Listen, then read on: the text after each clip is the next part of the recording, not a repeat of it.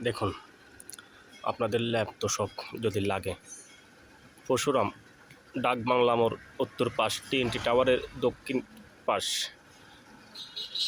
বেয়াদওয়ানের পাশে আমার ল্যাব দোকানটা, ওমর বেডিং হাউস।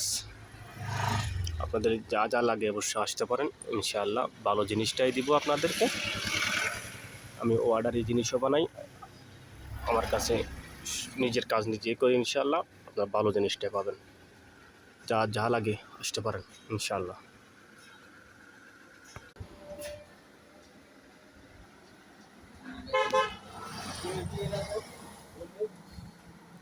কেমন আছেন? ভালোই আছেন আপনারা, তাই না? আশা করি আমিও ভালো আছি,